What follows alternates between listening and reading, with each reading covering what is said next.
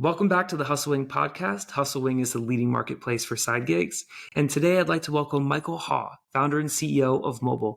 Michael, thank you so much for being here with me today. Sure. Thank you. Appreciate it. Yeah, so tell us a little bit about what Mobyle is. What is it as a product?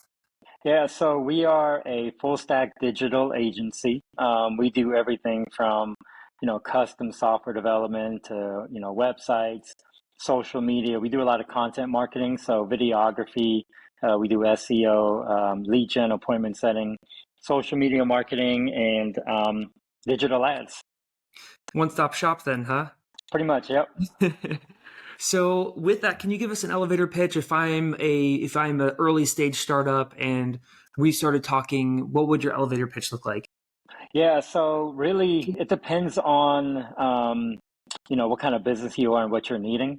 We work with all kinds of businesses, right? From startups to very established companies, and what they need or the problem that we're trying to solve for them can vary.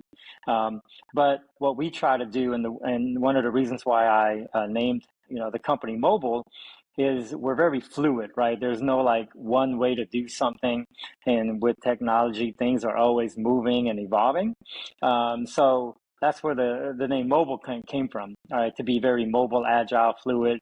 And when we talk to clients, we really try to listen to, where they are, where they're trying to get to, and then figure out how we get them there, right? And can we get them there with the services that we have? So whether do they need more social media engagement? Do they need more videos? Do they need appointment setting?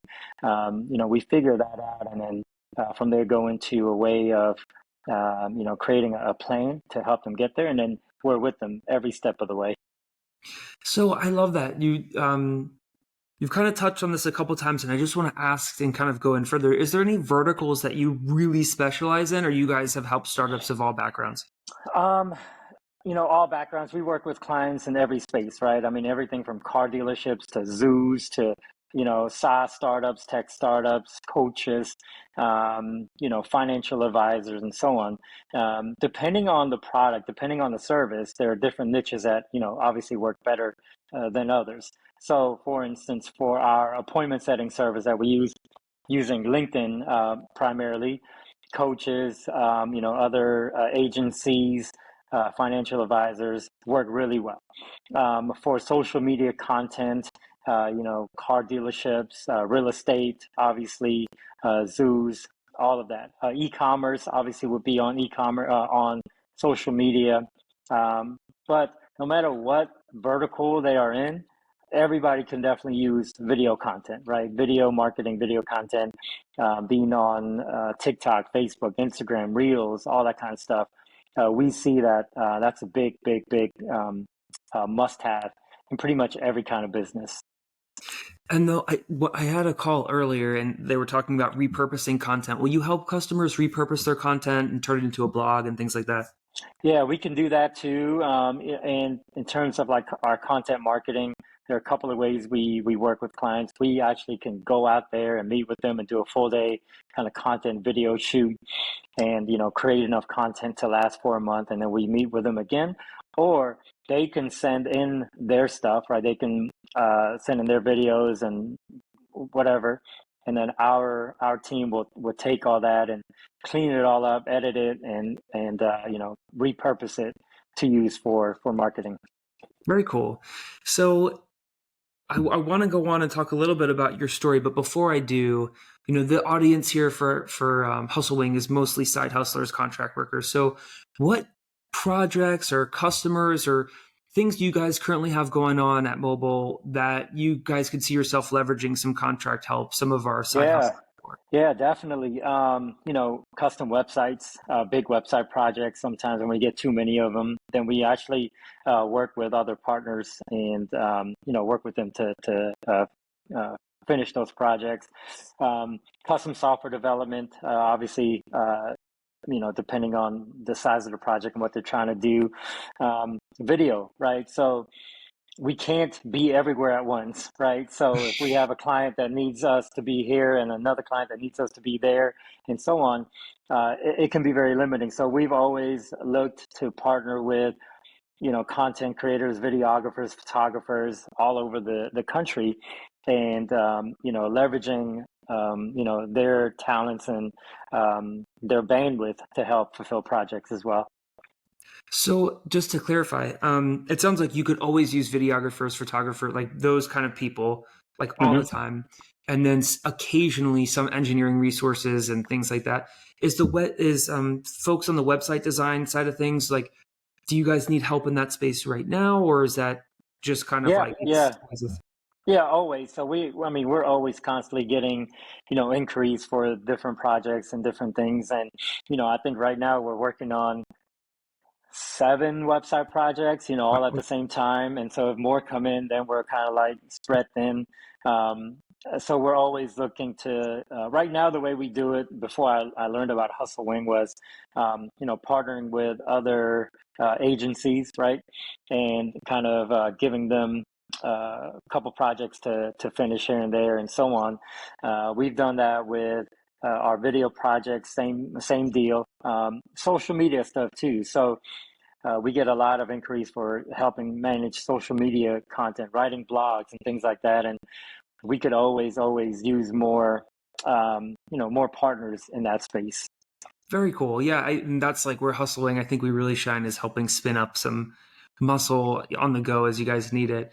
Um, Before I close out, the one thing I wanted to talk about was your story. How did you end up with mobile? Why this? Like, what was, Yeah. how did you get here? Uh, it was an accident almost, right? So before this, I had another tech startup. It was an app for golfers. So I was building it, did all the fundraising, going to San Francisco, meeting with investors and so on.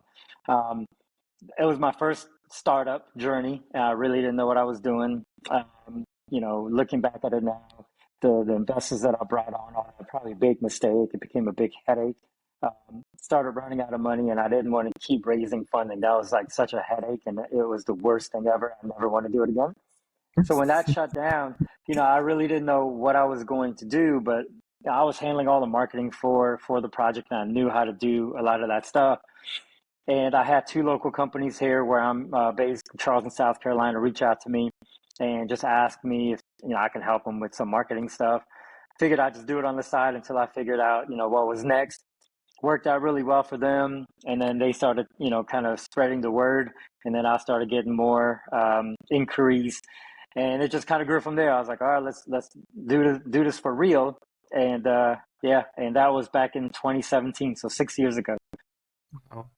I it was funny. I was talking to a friend of mine last night just about raising venture capital and kind of like how you could go out and raise $1 million and waste $500,000 worth Oh of people's yeah, time real and quick, do yeah, it. And yep. it's, yeah. So I do want to touch on that for a second because you have a unique perspective there.